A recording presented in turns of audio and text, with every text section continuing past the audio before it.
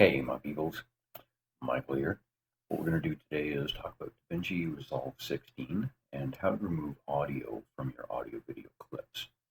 Well, it's a fairly straightforward process. There's two easy ways to do it, but there's one thing you can make a mistake on. We'd like to go over that and see if we can help you guys out with this stuff. We just opened a new untitled project. We're in the media pool, and we're just going to click on media at the bottom as well. I'm just going to grab a couple of standard untitled videos that I have sitting here doing nothing. We're going to drag those into the media pool. And there they are. Now we're going to switch over to edit at the bottom. I'm sure most of you are aware of this, but for those of you who are not, we'll go through the process. So we're going to highlight both of these, drag them down into the timeline. This is under edit. Now, when you click on either the audio or video, they both highlight because at this point they're linked. So straightforward, just right click on them and uncheck the link clips.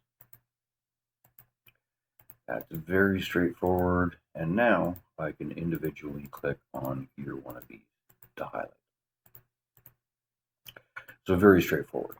Now, this is the mistake that some people will make, is they'll click on your audio and just hit the delete button on your computer.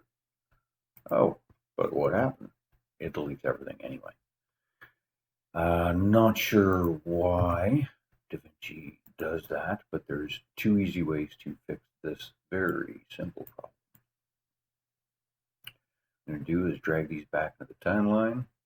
Come on, there you go. Okay, so the first easy way is, again, unlink them first. And then we come back to the beginning. And we're going to click the lock button on the video portion. So now the video, you can't do anything with it. But we can come down here, hit the delete button, and they are gone. The other method that we can use is to once again drag these down. And all we're going to do is unlink them.